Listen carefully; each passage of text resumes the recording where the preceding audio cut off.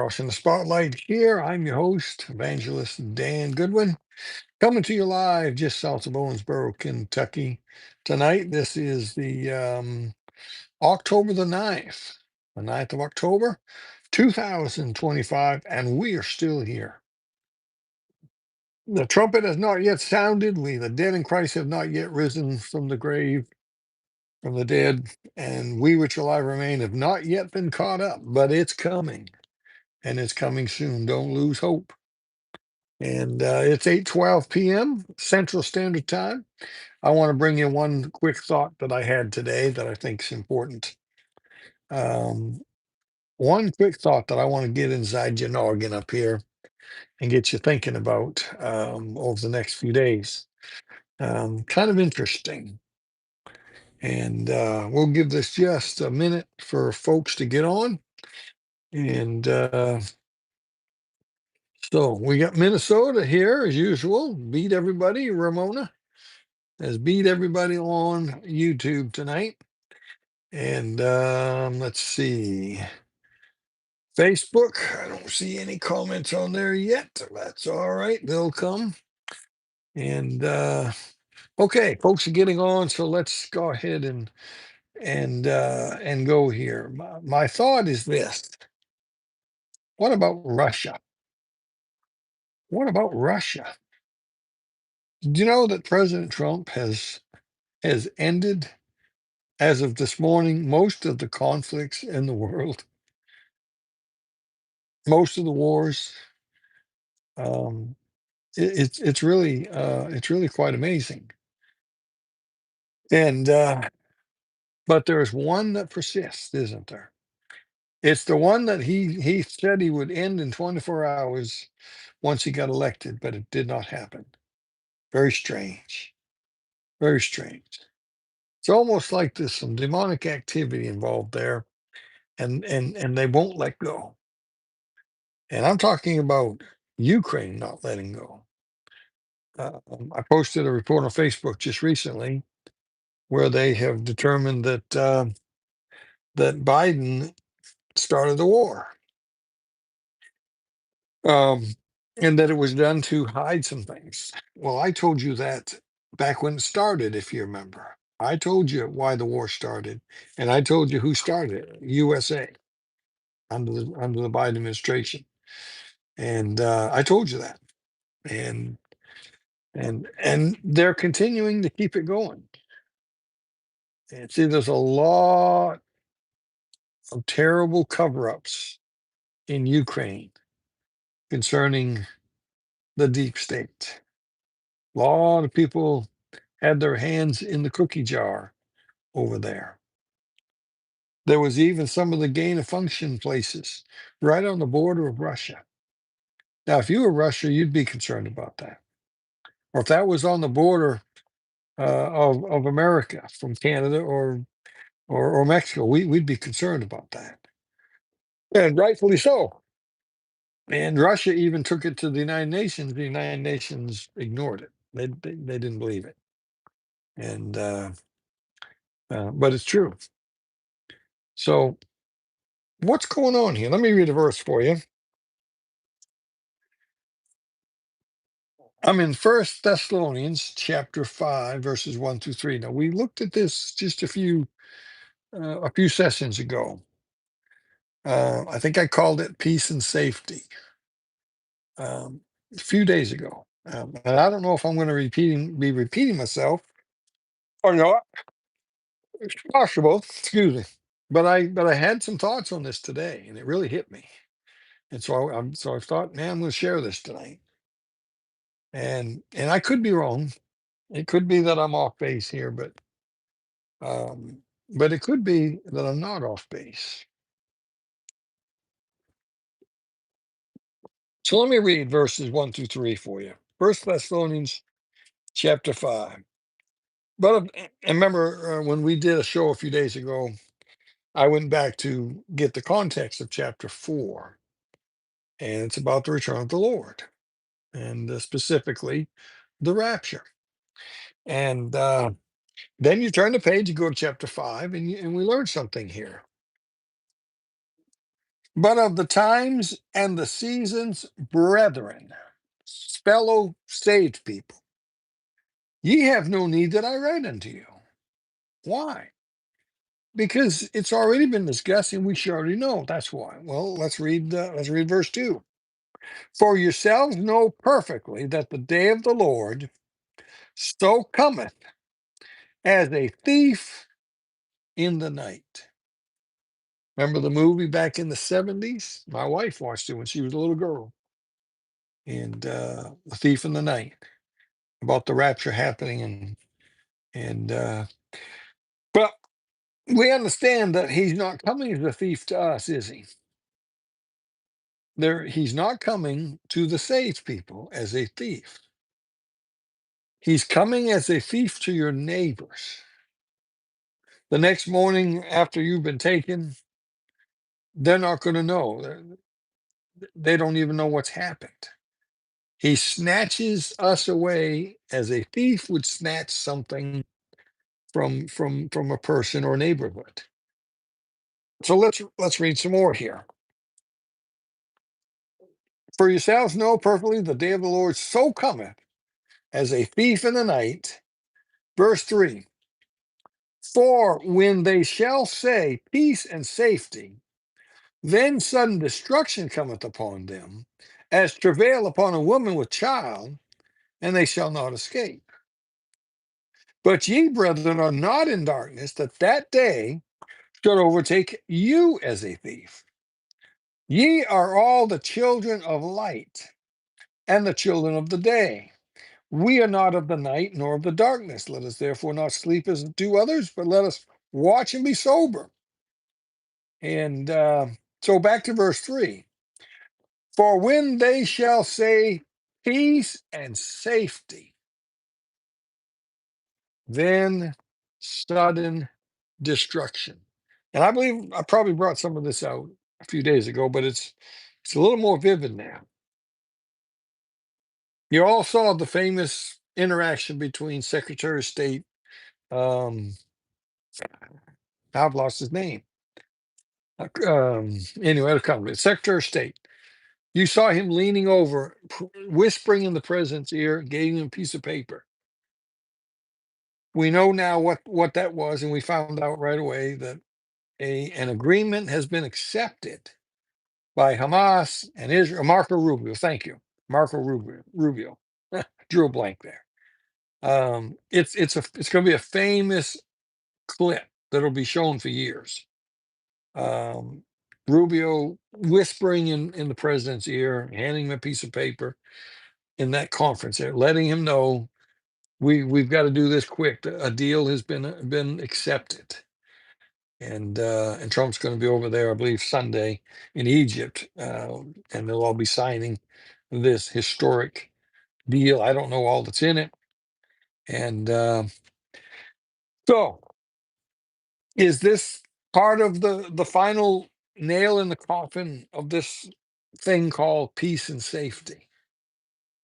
Is the world finally, for the most part, as peace except for Russia? You see, Russia's got a part to play in the end time, a sad part.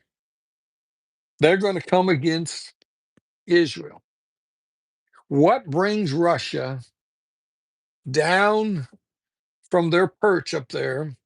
What brings Russia down to attack the nation of Israel? It's got to be something pretty big. Got to be something pretty big for Russia to come down and take a spoil and attack Israel. Now, I'm sure you've heard me say this before. The mountains of the north is what the Bible says where this battle happens. And you understand what the mountains of the north are. It's called the Golan Heights. If you're on the Golan Heights, you can see almost all of Israel. If you had an army up there and you had some weapons and some rockets, you could take out Israel very fast. Their defense system could never act fast enough to take out a rocket fired from that close. That's why the Gaza Strip and all that was so important, is the buffer zone. The buffer zone to keep, give them a chance to take out any missiles that are fired. So my thought is this: Russia's still at war. There's been several talks, and they thought they had a ceasefire. They thought they had it, and then it starts right back up. This thing just won't end. It just won't end. Um, I just read, was it today or yesterday? I read that Russia took out 40 some percent of Ukraine's natural gas facilities or something like that. And I'm telling you, this thing is continuing on. Um, and here's Donald Trump, our president, once again bringing a peace deal to the world, um, and uh, and it's like he's brought peace to the world, except for Russia. That conflict up there just won't seem to stop. And that got me thinking: peace and safety, then sudden destruction. Could it be because Russia is still at war?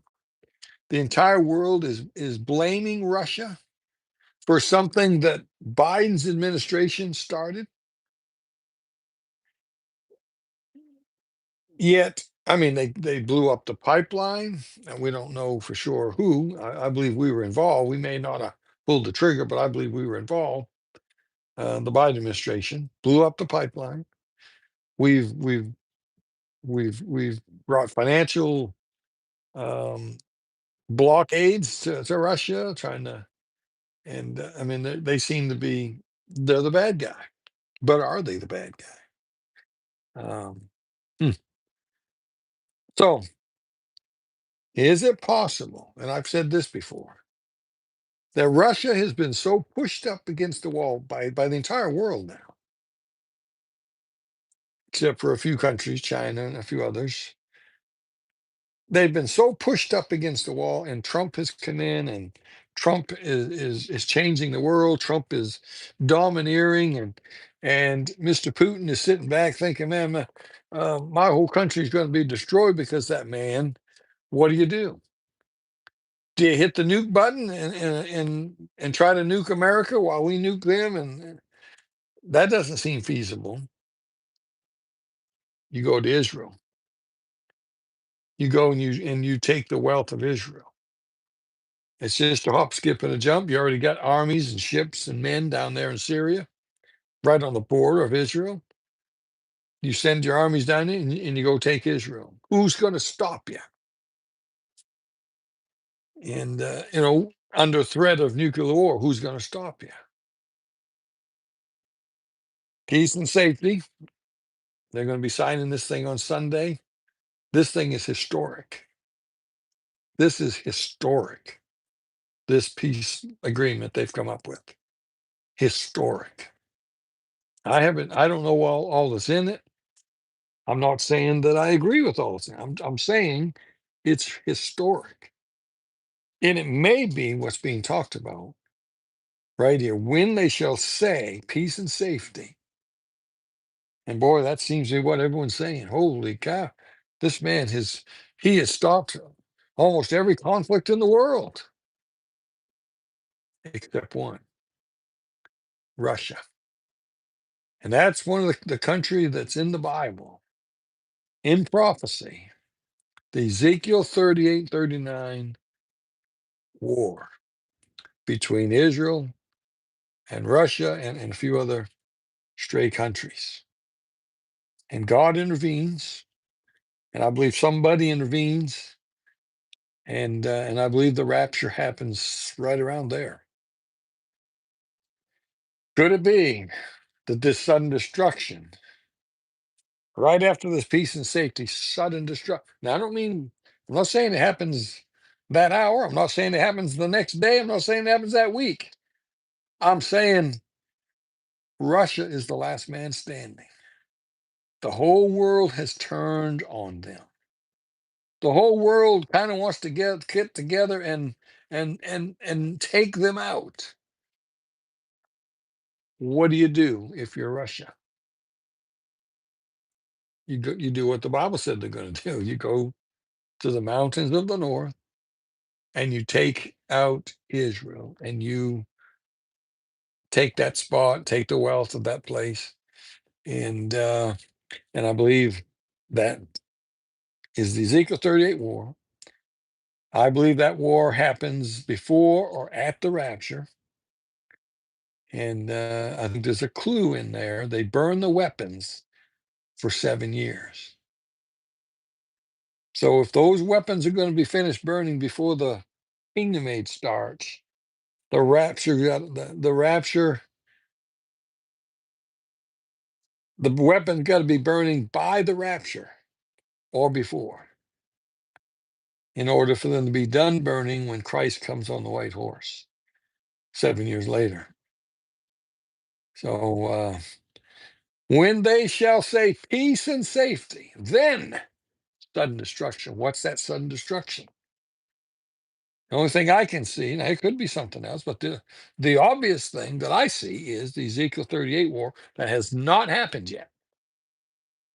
I think that could be the sudden destruction here, and our days are numbered. We already know that. Time is short. You better believe it. Time is short. Okay. Let's see.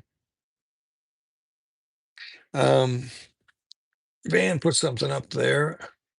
Let me go back here. Minnesota's here. Let's see. New York Attorney General Tito James is indicted. I saw that today, and there'll be more. Every week you're going to hear more of these. There's a whole bunch of them. They got to go to jail.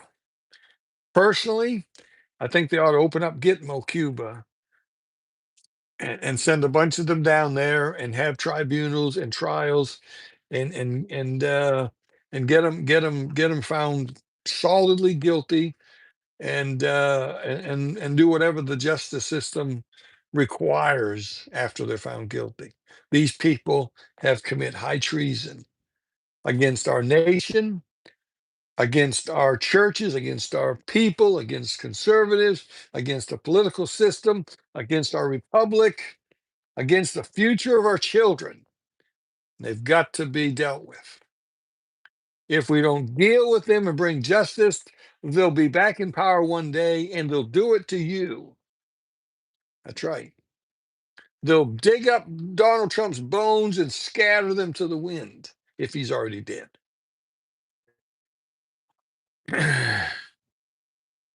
Let's see here.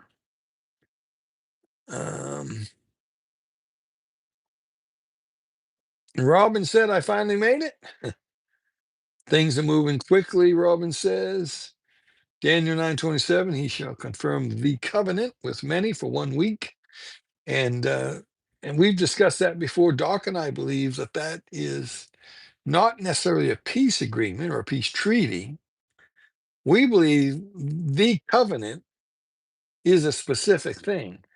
We believe the covenant is the Abrahamic covenant. And I believe what the Antichrist does is confirm to the Jews and to the world that that property belongs to the Jews. And of course, he earns their favor when he does that. And let's see. Jesus paid it all. Brother Dan, the sudden destruction won't be the rapture. No, I don't think that that's the rapture. Sudden destruction, the raptures, I realize there'll be a lot of car wrecks, there'll be some planes crash. I realize all that, but I don't believe that's the sudden destruction that start. I don't believe you would call the rapture a sudden destruction. The Bible calls it the blessed hope. And but good thought, good thinking. I don't think I see it that way though. Um, I'm hearing a little late, Ladybug says. It will be that war, Roman says. Not sure what she means, but I think the sudden destruction is Russia going against Israel. And of course, Russia's going to be wiped out. Hey, Miss Betty, how is Brother Leroy? I hope he's doing okay. I got to visit him recently at at the VA. I hope he's. I'm not sure he's home yet or not. Keep us posted up here. Okay, Ramona agrees with me. That's what I'm throwing out there. Is what I've been thinking about today. And anyway, good to see everybody tonight. Is there anything else? That's all I plan to bring tonight. The Genesis book that I'm working on, been working on for a few months, is very close. I got some interesting stuff to add that I added last night. Pretty soon I'll start giving you some stuff out of the book, and there'll be a pre-order up pretty soon. Hoping to have that at the printers here pretty soon. Another fracture to be fixed. Oh, all right. We're praying for Brother Leroy Foster, old preacher friend from down in Missouri. We love him and praying for him. And all right, let's see. I think that's it. I don't see anything else I've got to comment on. And so I will get back to work. I'm going to be working through the hours tonight on the new book, and exciting days that we're living in. Exciting day. Man, look where we're at. We are the generation that's gonna go in the trumpet blast. Have you considered that? We are the generation of the rapture. Every generation has had hoped. Um, um, every generation has been hoping to be that generation, but we are that generation. There's no way. I was talking to somebody today on the phone. There is no way that we can go past the 6,000th year because that's the Sabbath. Genesis 1 and 2. It's in the new book. We cannot go past the 6,000th year and still be here. We would be into the Sabbath. God would be late for the Sabbath, and it's His Sabbath. Not going to happen. And we're on bar. We're at the end of this thing. And Van asked when my PowerPoint's going to be ready. I'm trying to figure out how to do it without being a date setter. And I mean, I give a date in it next year, and I just gotta fix a few slides. I've got it almost ready, but I kind of put it on hold temporarily. I haven't forgot. I am still going to do it. I don't know if I'll put it on TV or just YouTube. I don't know yet. And feel free to give me some suggestions on that. I'm gonna come right out and say, look, I'm not saying this is the days coming, but it don't matter. When you give people a date that looks good in the future, they label you a date setter. I don't really care. Um, I've I've been I've been ostracized already. None of the other prophecy ministries touch me. I used to go on several of them on their TV shows, radio shows. They don't touch me anymore, and that's fine. I'm a big boy. We've got our own thing going. We got our own ministry going, and if they don't want to have me on and discuss prophecy with me, that's their business. It's their ministry. They can do what they want. And but so feel free to give me your thoughts on that. I am still going to do it. We are too old to care. And I think Van is older than me. I think Van is one of them old geezers. And I'm not old. I'm just 65. I mean, that's not old yet. You got to be past 70. Doc is old. Doc's up there. He's 77, 78.